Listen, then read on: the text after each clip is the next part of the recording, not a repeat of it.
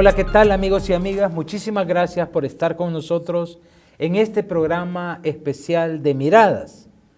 Hoy queremos dedicarlo a la presentación del análisis socioeconómico del Salvador 2024 que cada año hace el Departamento de Economía de la UCA. En realidad este es un producto colectivo de los catedráticos de la universidad con la colaboración de estudiantes de economía. Cada año se presentó recientemente este estudio y por ser un proyecto colectivo, hoy nos acompañan dos de los autores de capítulos del ACES, que tiene varios capítulos, pero con nosotros está Meraris López, ella es catedrática e investigadora de la UCA en el Departamento de Economía y es la autora del artículo Análisis de los impactos socioeconómicos del cambio climático en la producción alimentaria en El Salvador desde el año 2009 hasta el año 2024. Meraris, muchas gracias por estar con nosotros en este programa. Muchas gracias por la invitación. Bienvenida, y le damos la bienvenida también a Alejandro Álvarez, también catedrático, investigador del Departamento de Economía de la UCA. Alejandro es el autor del capítulo de Transformación Rural y Expansión Urbana, un estudio empírico del conglomerado urbano en la carretera al Puerto de la Libertad y la distribución del agua potable. Alejandro, gracias por aceptar la invitación, bienvenido a Miradas. Muchas gracias por la invitación. Bien, vamos a compartir algunos de los hallazgos de este análisis socioeconómico El Salvador 2024 y vamos a comenzar con Alejandro. Recientemente en este año se publicó el Censo de Población 2024. Desde hacía 17 años que no se hacía un censo en El Salvador, desde el año 2007, y este censo arroja que, por ejemplo, hay más mujeres que hombres, ¿verdad? Algo que ya se manejaba en las proyecciones, pero que ahora el censo dice que hay 52.8% de mujeres, mientras que de hombres hay 47.2% en la población. También se estima que más del 60%, el 67% de la población salvadoreña vive en las ciudades, en la zona urbana, y solo el 33% ha quedado viviendo en la zona rural. Eso dice el censo, ¿verdad? Que es la herramienta más reciente que tenemos. Alejandro, hay expansión urbana, uno lo ve, ¿verdad? Pero según la investigación, hay una expansión urbana en el país. Sí, la respuesta es sí. La respuesta corta es sí. Quizás habría que reparar en algunos datos y hechos concretos. Por ejemplo, lo que mencionás de la evolución de espacios urbanos frente a espacios rurales es una tendencia que se viene marcando al menos desde el censo del 92, que fue el censo que tuvimos más a la mano después del conflicto, ¿verdad?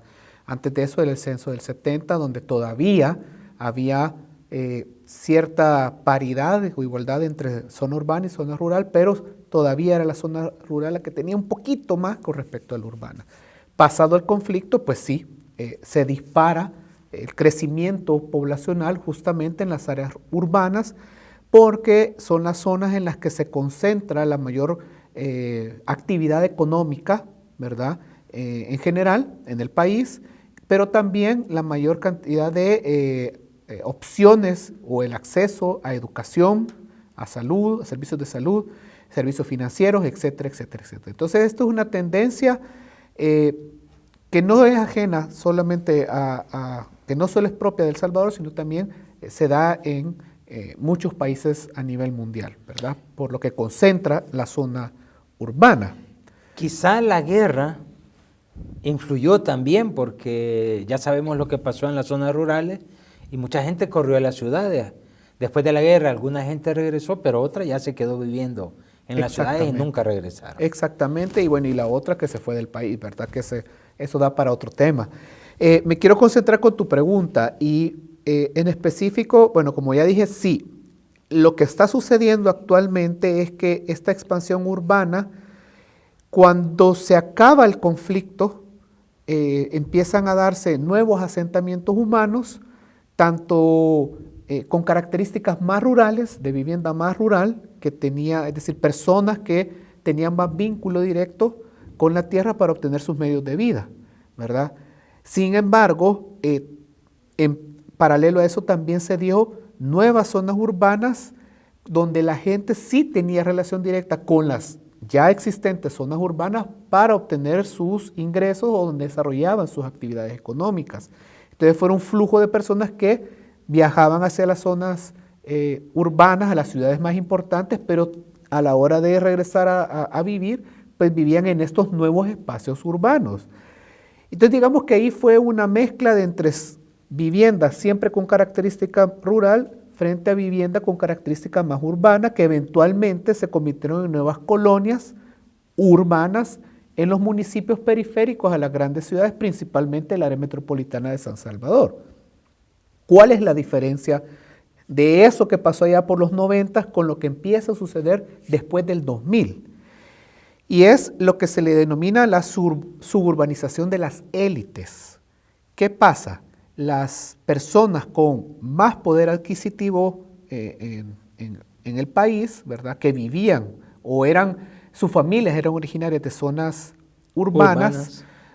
Por mencionar algo, ¿verdad? Aquí en San Salvador, digamos, la gente que creció en La Escalón o en la San Benito, que eran colonias de gente muy adinerada, poco a poco fueron saliendo de estas zonas porque esas zonas se convirtieron en zonas más comerciales y fueron expandiéndose. Un ejemplo concreto de ese proceso fue Santa Elena, ¿sí?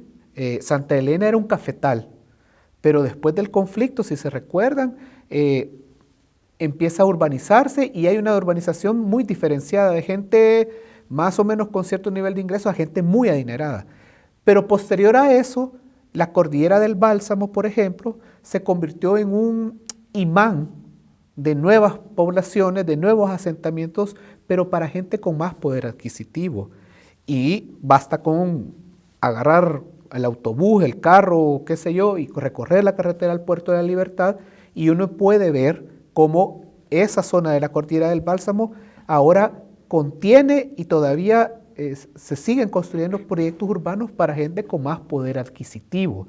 Y es por eso que se denomina que eso es un proceso de suburbanización de élites, porque hay gente de la élite con mucho dinero que puede pagar estas colonias privadas, como las conocemos, ¿verdad?, que son pequeños espacios que no están conectados con el resto de la población que ya vivía ahí antes, ¿verdad?, sino que todo se desarrolla dentro de la colonia. E incluso podemos ver que estas nuevas colonias no solamente son las casas, sino que también ahora tienen otras amenidades, ¿verdad?, como sus propios parques, incluso piscinas para poder pues, pasar ahí.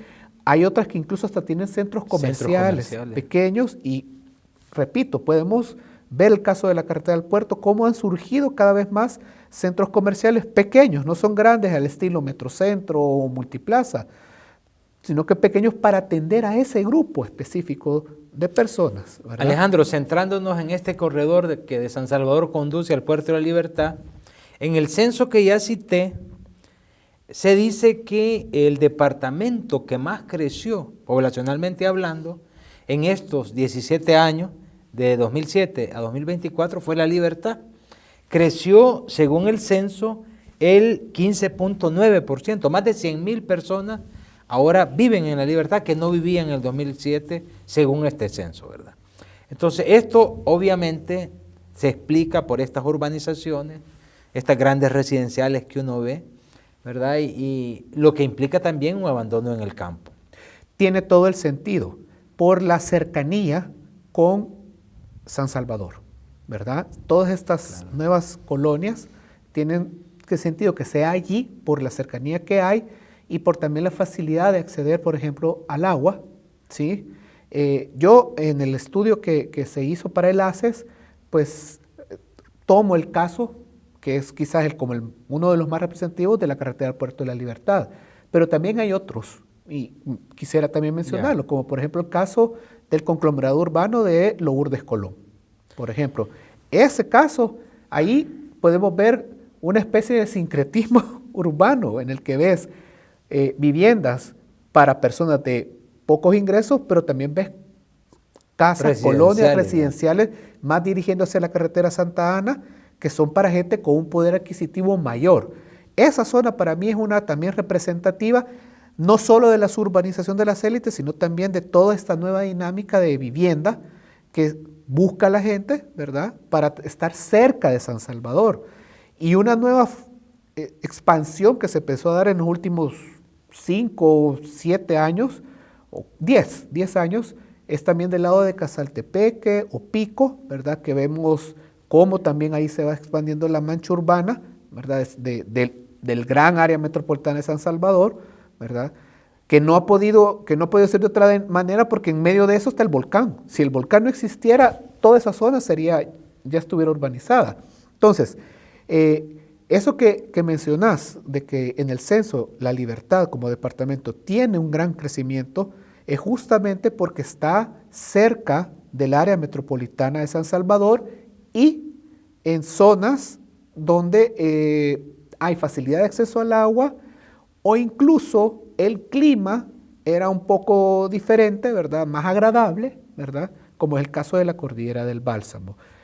Hay que tomar en cuenta también que por ese lado entra todas las personas que vienen, por ejemplo, de Santa Ana, ¿verdad?, que era también una de las, incluso en el nuevo censo sigue siendo Santa Ana una de las ciudades más importantes, la segunda más importante, ¿verdad?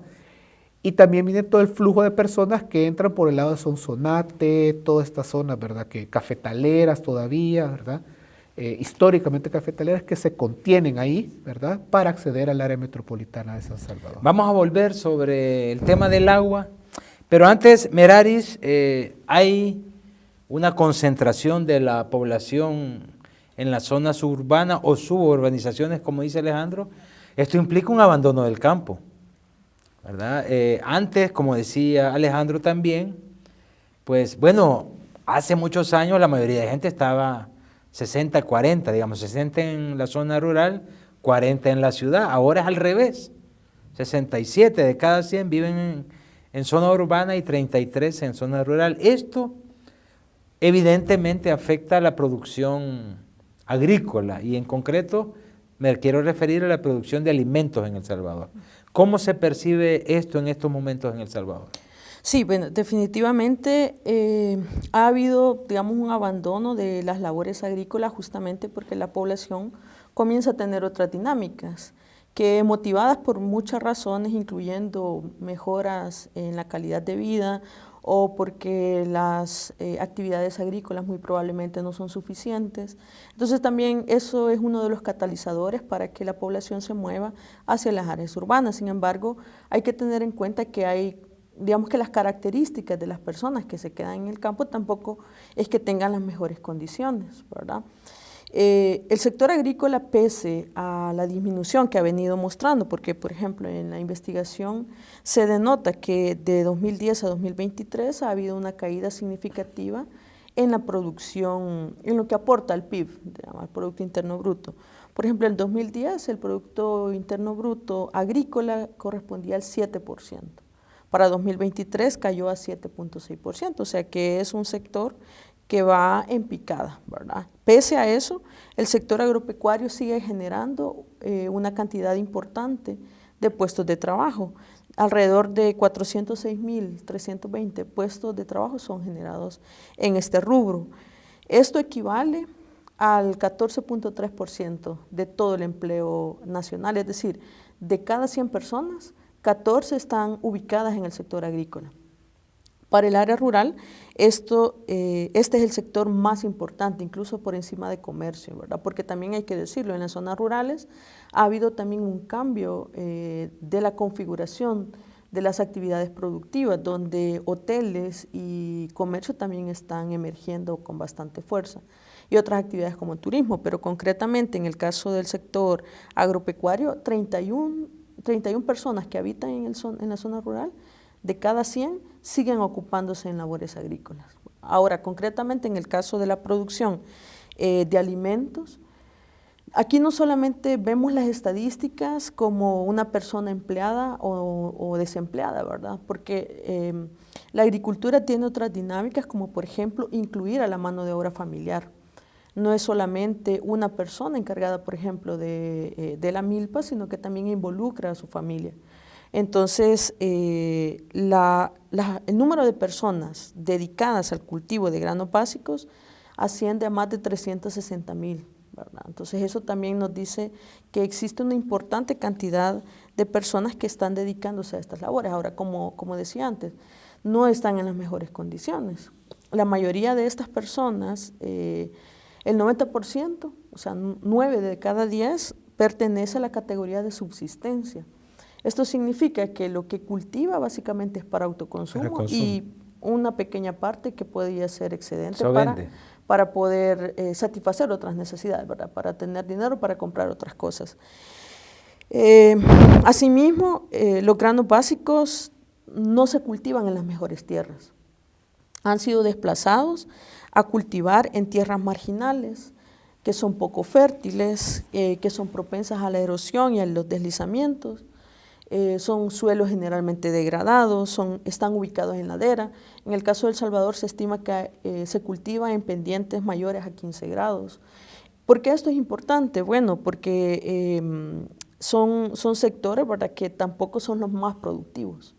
Y esto pues al final termina afectando cuánto se produce y esto al final se traslada en cuánto se obtiene de estas actividades para poder cubrir las necesidades, porque se convierten en los medios de vida de estas poblaciones.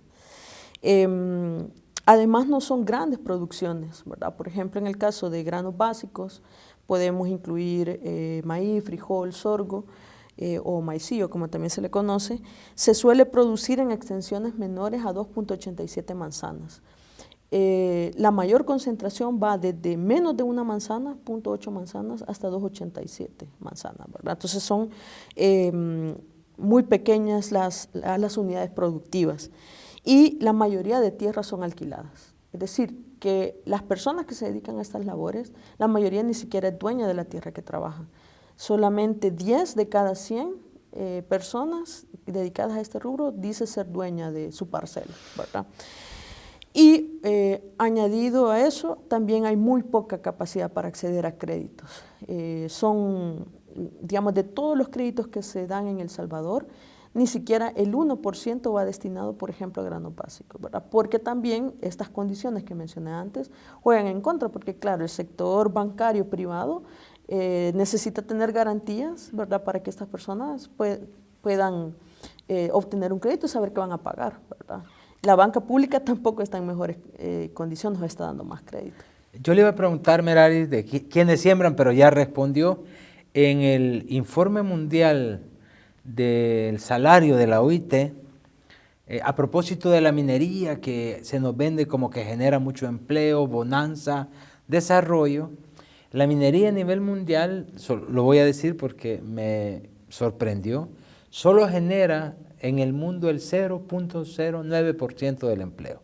Es decir, muy poquito, ¿verdad? Pero me sorprendió que la fuente principal de generación de empleo es la agricultura, según la OIT. En el mundo estoy hablando, ¿verdad? Para un poquito aprovechar y desmentir eso que se nos vende, que la minería genera mucho empleo. Pero me sorprendió por lo que usted ha contestado, o sea, los que siembran son los pobres, en tierras que no son las mejores, porque uno, andando por el país, los valles, no ve caña, ve otro tipo de cultivo, pero no, digamos, alimentos que necesitamos en el país para subsistir. Algunos dicen, miren, no importa, los traemos si hay dinero, pero ya ven lo que pasó con Guatemala cuando cerraron y no podía venir lo que viene allá, el problema y cómo se encarecieron los productos, ¿verdad? Ese es el precio de no producir lo que nosotros nos comemos. Pero quisiera volver con Alejandro. Crecen las ciudades, ¿verdad?, o las suburbanizaciones, de élites, que decir. Cuando crecen las ciudades, crece la demanda de servicios. Por ejemplo, leí un informe de Honduras, cómo han crecido ciudades del norte, de la costa norte de Honduras, como Choloma, como La Lima, como Progreso, por las maquilas, los parques maquileros. Pero las ciudades no están adecuadas para recibir tanta gente, entonces crecen desordenadamente sin servicios básicos. Yo entiendo que en este crecimiento de El Salvador se necesita agua y crecen ahí donde has dicho porque hay agua, pero eso afecta la disponibilidad de un bien natural que es escaso en el país según los estudios, ¿verdad? ¿Cómo impacta en la disponibilidad del agua la expansión urbana que está viviendo en El Salvador? Sí, impacta negativamente y principalmente las poblaciones que ya vivían ahí antes de los nuevos proyectos urbanísticos. Son como separarlo. Yo creo que es importante porque así podemos diferenciar de qué impacto vamos a hablar.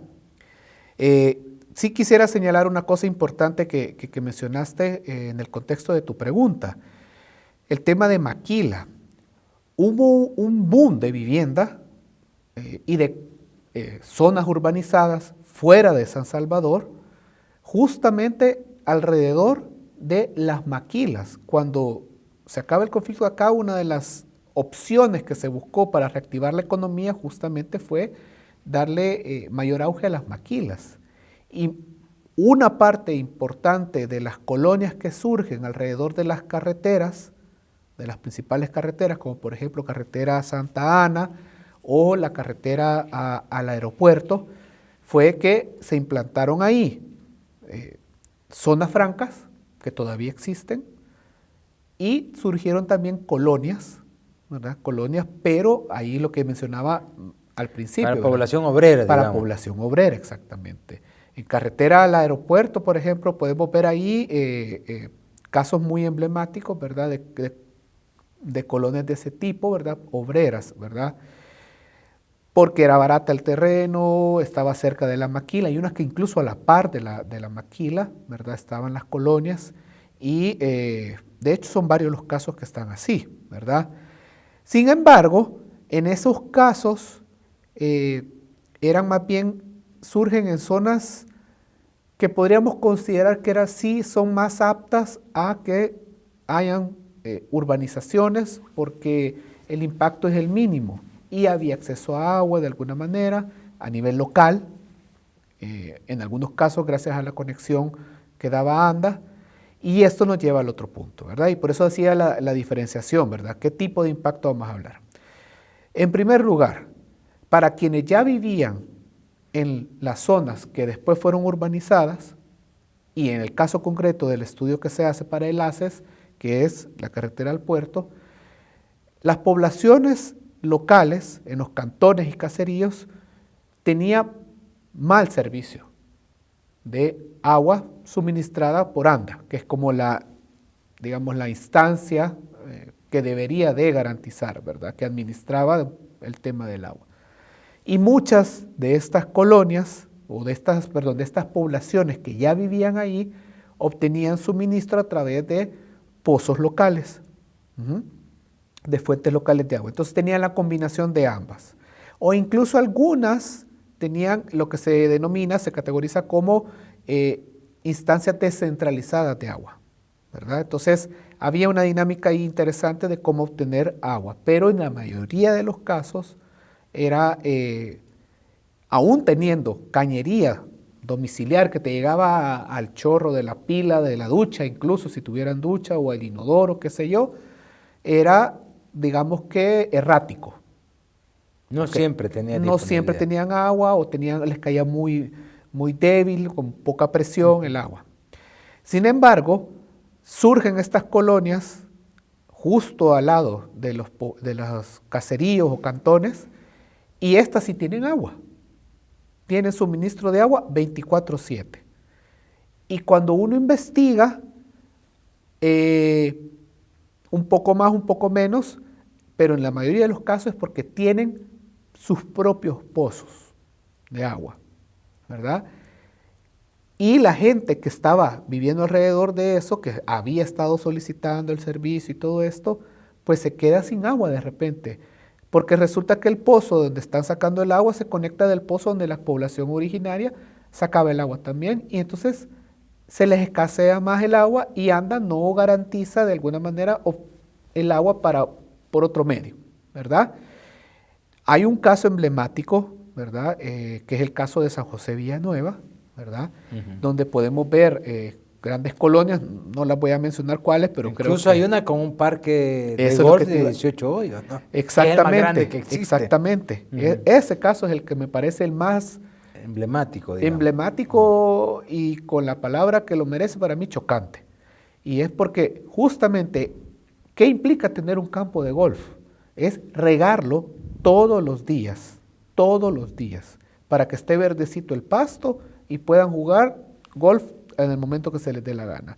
Eso consume una cantidad ingente de agua que es, debería ser prohibitivo cuando la gente que vive alrededor de esa colonia no tiene agua 24/7, ¿verdad? Entonces, ahí están los conflictos. Es el agua Fíjate que el principal, digamos. una de las mayores motivaciones para protestar en la calle es la falta de agua de las comunidades. Uno ve, se toman esta calle porque no les llega agua, a las radios llaman quejándose por el mal servicio de agua. El caso concreto de Valle del Ángel, el temor de los habitantes, voy a decir, antiguos que viven ahí desde años, es que si construyen ese proyecto se van a quedar sin agua, van a secar los ríos, los pozos. Es un problema que se da como consecuencia de estas grandes urbanizaciones.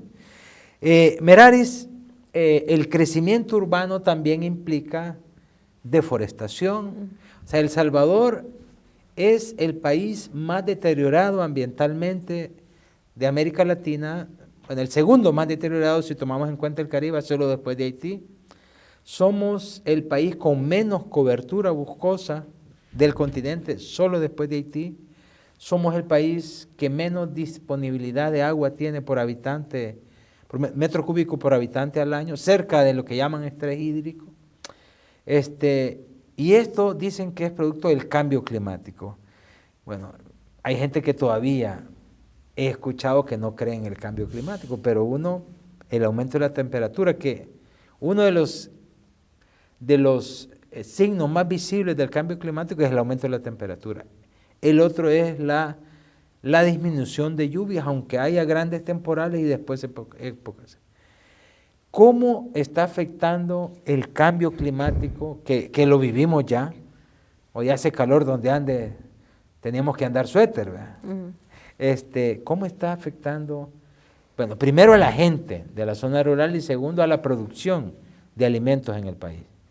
Sí, bueno, en el caso de El Salvador hay un índice que se conoce como Índice de Riesgo Climático Global, ubica al país en el puesto 28 de 180 países. Es decir, entre más arriba esté en los puestos, significa que es más vulnerable climáticamente. En la región centroamericana, El Salvador solo es superado por Guatemala, que se ubica en el puesto 14 de 180. El cambio climático definitivamente afecta a todos los sectores, afecta a la infraestructura, prueba de ello es como se han visto las inundaciones o los deslizamientos de tierra que se han dado a raíz de las recientes lluvias en el país, ¿verdad? Sin embargo, el sector agrícola es particularmente vulnerable, primero porque hay una alta exposición, una alta sensibilidad y una poca capacidad adaptativa. Esta poca capacidad adaptativa se refleja en las características que había mencionado antes, ¿verdad? ¿Por qué? Bueno, porque las economías rurales están ligadas a actividades agrícolas y las pérdidas generadas por cambio climático impactan directamente en la economía de estas poblaciones rurales, en sus medios de vida. Esto, por supuesto, tiene muchas consecuencias a nivel de la reducción en la producción que pueda haber. Y esto, a su vez, no solamente afecta directamente a quienes dependen de estos rubros para subsistir, sino también para toda la población. Por ejemplo, debido a la disminución de las cosechas que ha habido en el país, ha aumentado el grado de dependencia de las importaciones. Esto significa que cada vez necesitamos traer más alimentos, en concreto en este caso de granos básicos, de otros países. 32 de cada 100 quintales de maíz provienen de las importaciones, 13 de cada 100 quintales de maíz provienen de las importaciones, y esto por supuesto que tiene impactos severos en la seguridad alimentaria, ¿verdad? Porque no basta con tener acceso a alimentos Es maíz y frijol. Maíz y frijol. Maíz y frijol. no basta con tener acceso físico, sino también de dónde proviene, ¿verdad? ¿Sabe por qué lo preguntaba, Meraris? Porque, vaya, por ejemplo, en el 2024 se habló de un super niño y Sí, hubo pérdidas, exacto. se estimaba 9 millones. del 60% de los cultivos en algunos casos, y luego viene el temporal ese que, bueno, vamos a tener un 2025 sin frijoles, ¿verdad? Porque prácticamente va a haber que traerlos. Entonces, ¿quiénes son los que pierden? Los productores. Pierden los productores, pero también perdemos todos como También país, perdemos, ¿verdad? Porque la disminución de las cosechas implica escasez en el mercado local, y esa escasez implica, bueno, esa es una regla básica de economía, ¿verdad? Entre más escasez, mayor precio. Entonces, para el próximo año se estima que hay un déficit del 40% de granos básicos. El país necesita alrededor de 25 millones de quintales de granos básicos al año. De esos, 9 se perdieron, ¿verdad? Por las tormentas que hubieron en este año, y por tanto va a haber necesidad de importarse más de 9 millones, o sea, aumenta el grado de dependencia de las importaciones, ¿verdad? Y bueno, en los últimos 20 años se estima que han habido 33 eventos climáticos, incluidos sequías o lluvias extremas, que han impactado directamente en el país, ¿verdad? Sin embargo, entre 2009 y 2023 se ha visto que ha habido se ha acelerado, digamos, la cantidad de eventos que se presentan anualmente. Y esto, por lo menos entre 2009 y 2023, 14 eventos han impactado directamente en las cosechas agrícolas, conllevando a una pérdida bastante importante a nivel general de más de 2.500 millones de dólares. Esto incluyendo, por pérdida de cosecha. No, esto incluyendo pérdidas generales, infraestructura, ganado, cultivos, ¿verdad? En el caso solamente de los cultivos, casi 600 millones de dólares los que se han perdido. Yo no sé si se acuerdan, no sé si fue en el 2005, un fenómeno que prácticamente nos dejó sin frijol rojo. Y la gente aquí come frijol rojo y no se hallaba frijol rojo porque había sido, y se trajo frijol rojo de Egipto, no sé si se acuerdan, si no me equivoco. De Kenia. La cosa es que no era el frijol rojo de aquí tampoco, ¿verdad? Pero bueno. Y para la pandemia también de Etiopía se importó. De Etiopía también, o de Etiopía era. Bueno, de Etiopía. Creo que era. Alejandro, quisiera en lo que nos falta del programa que tocáramos un punto que a mí me parece relevante con respecto al crecimiento de las zonas urbanas, que es el uso del suelo. Es decir, el suelo a veces dice tiene vocación agrícola, vocación forestal, vocación urbana. Lo que se ha dicho en años anteriores en El Salvador es que el uso del suelo no lo definen las autoridades, sino las grandes empresas inmobiliarias. Por ejemplo, en San José Villanueva, que supuestamente estaba catalogada como zona de vocación forestal, y de repente aparece teniendo vocación urbana, en medio de un lugar claramente que no es urbano, ¿verdad? ¿Cómo afecta el uso del suelo en el país? Implica también, ya dijimos, deforestación. ¿Cómo afecta el uso del suelo, la expansión urbana en el país? Es interesante porque también un poco empalmando con lo que menciona Meraris y con lo que también irá generando poco a poco el cambio climático, las actividades en las zonas rurales, y donde la más fuerte es la actividad agrícola, todavía, ¿verdad? Cada vez va desplazándose hacia otro tipo de actividades y permite que tierras que antes se dedicaban justamente a actividades agrícolas, no solo de granos básicos, y ahí sí quiero hacer un énfasis, no solo de granos básicos, pues tienen que ser utilizadas para otro tipo de actividad. Y es donde ahí el sector inmobiliario aparece. Justamente el caso del Valle del Ángel que mencionabas, y un poco lo que mencioné también antes de esta expansión urbana que se está dando al norte de San Salvador, si nos damos cuenta, toda esa zona, yo diría que la mitad al menos, era una zona que estaba destinada a la caña de azúcar. La caña de azúcar es una actividad que consume mucha agua, requiere de muchos fertilizantes, ¿verdad? Y daña muy fuerte la tierra. Entonces hay un momento en el cual ya no se puede seguir sembrando prácticamente nada, y entonces ahí es donde aparece, bueno, ¿y qué se hace con esto? Bueno, hagámoslo colonias. Y basta con salir por el lado norte de San Salvador, en vez de ir al sur, que es lo que he trabajado yo, dar la vuelta, girar, ¿verdad?, la mirada y ver hacia el norte, y vemos que todas esas zonas que antes eran cañales ahora se están urbanizando y fuertemente, colonias. El Redondel de Integración es ahora el nuevo centro urbano de esa zona, por ejemplo, y eran cañales, ¿verdad?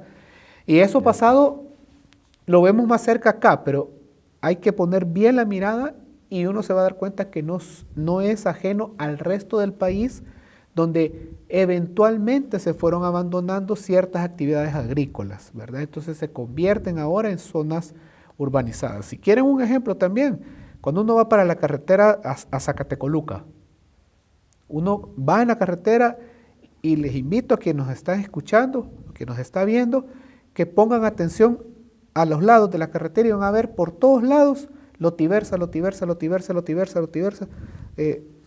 son terrenos notificado para notificados que ya están y eran productores de algún tipo de grano básico, maíz, frijol, en los casos de los cafetales en la Ruta de las Flores, en el caso de esta carretera también cañales, etcétera, para que vean cómo también este problema de producción de alimentos, ya sea porque es poco rentable y o tiene que ver también con el cambio climático, que va a ser cada vez más evidente, genera nuevos procesos urbanos.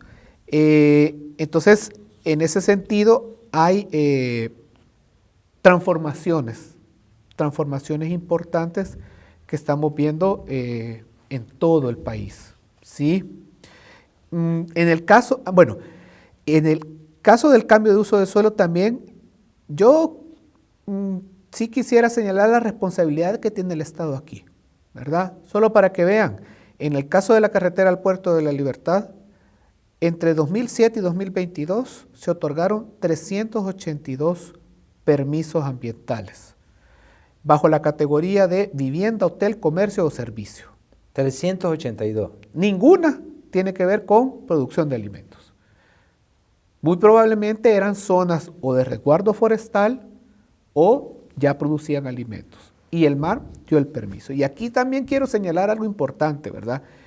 Si se dan cuenta en la temporalidad que mencioné, no incluye del todo a la gestión anterior de gobierno o a la actual, ¿verdad? Entonces, muchos de los permisos se dieron justamente en el grueso, justamente en la gestión partidaria de gobierno anterior, ¿verdad? Entonces, es importante reparar en ese detalle, ¿verdad? Que se han dado esos permisos, más los que ya estaban previo a esto.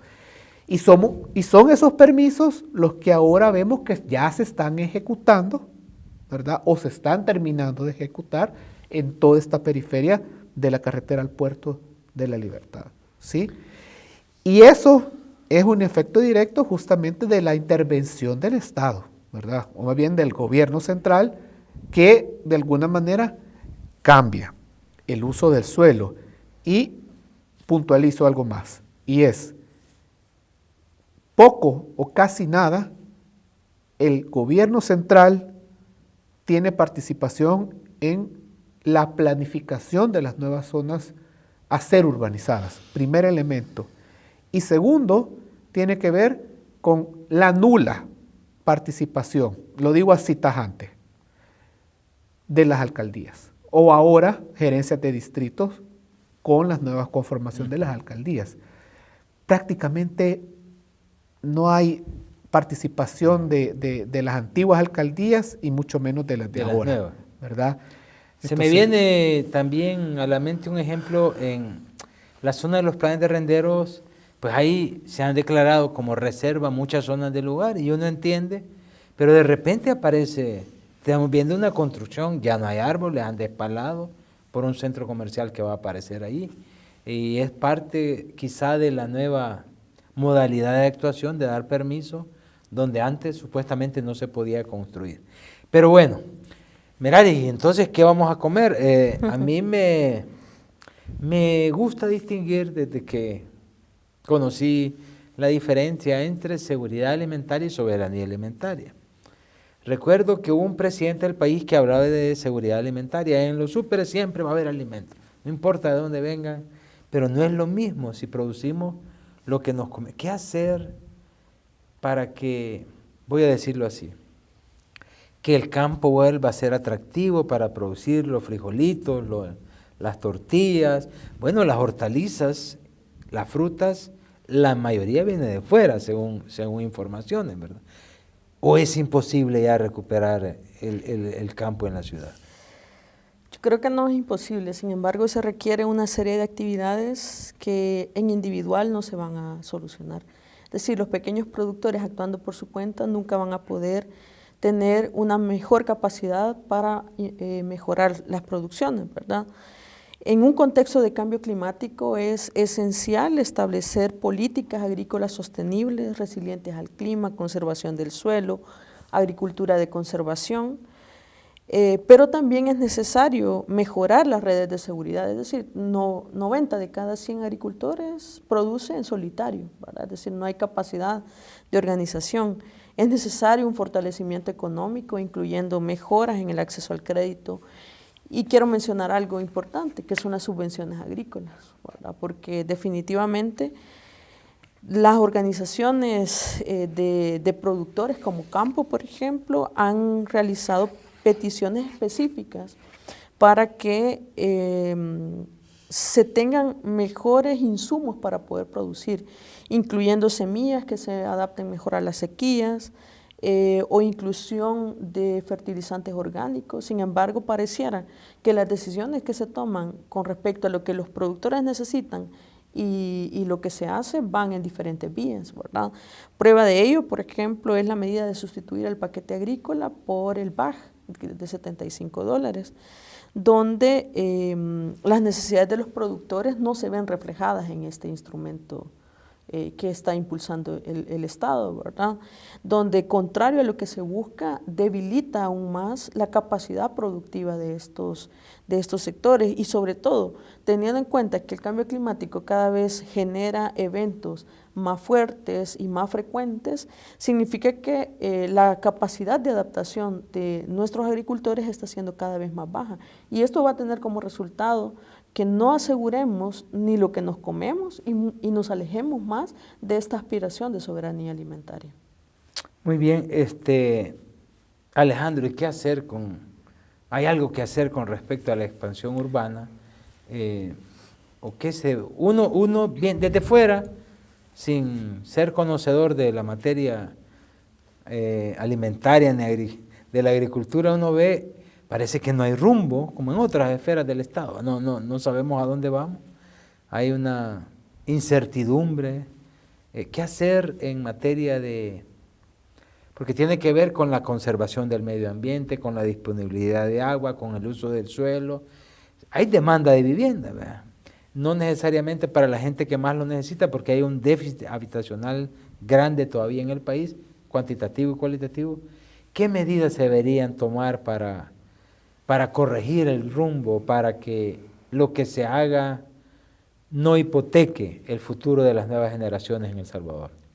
Yo creo que importante es justamente señalar este tema de el derecho a la vivienda y el derecho humano a la vivienda y el derecho humano al agua, ¿verdad? Si partimos desde ahí, pues pueden emanar una serie de disposiciones para contrarrestar, ¿verdad? Un poco la desigualdad en el uso de la tierra, ¿verdad?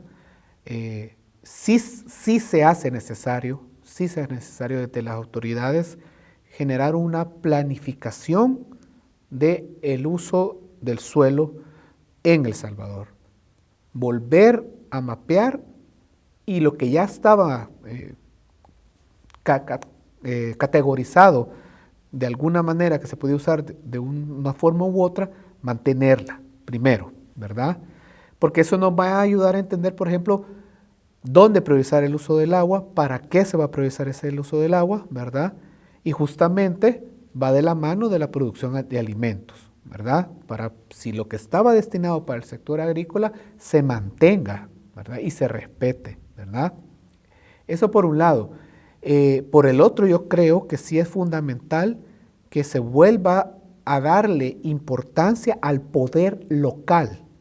Y cuando hablo del poder local me refiero tanto a organizaciones de la sociedad civil como a las alcaldías, a los distritos ahora, que lo que ha sucedido es más bien concentrar más el poder en las nuevas alcaldías y dejar eso como a nivel de gerencias. Entonces, eso va en contra de los procesos de organización local y que se le dé protagonismo a las alcaldías también para definir, ¿verdad?, qué acciones desde el local se van a realizar para actividades económicas, el uso del suelo. Y eso pasa por temas incluso que, dicho sea de paso, se menciona en el ACES, ¿verdad?, en el estudio que estamos ahorita presentando una parte, el tema del impuesto predial, por ejemplo, para que las alcaldías o los distritos tengan también capacidad económica, ingresos propios para poder implementar este tipo de actividades que puedan garantizar alimentos, agua, vivienda y otra serie de necesidades que tienen las poblaciones, las ya existentes y las nuevas, ¿verdad? Entonces, creo que ahí es una fusión y un tema de planificación muy, muy adecuada, ¿verdad?, que deba responder a este tema y yo no creo que sea imposible, no creo que sea imposible. Será imposible en la medida de que cada vez se centralice más el poder, ¿verdad?, y se le dé cada vez menos participación a las personas. Y cierro con esto.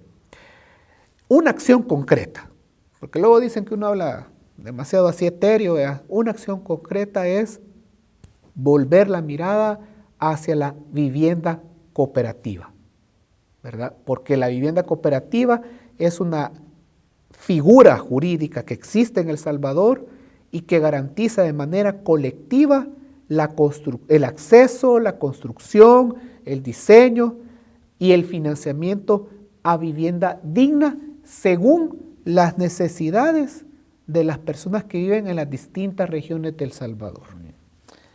Podríamos seguir hablando y lo que me pasa a mí en lo personal es que mientras más comparten ustedes, me dan más ganas de hacerles preguntas, pero el tiempo eso nos ha terminado. Quiero agradecer a Alejandro, muchas gracias por estar en Mirada. Meraris, también usted, gracias por el tiempo. Gracias. Y agradecerles a ustedes, amigos y amigas, por habernos acompañado. Este estudio, el ACE 2024, está o va a estar colgado en la página del Departamento de Economía de la UCA. Ahí los que quieran profundizar, enterarse más en detalle de los otros capítulos y otras temáticas que cubre, lo pueden bajar. Gracias por estar con nosotros.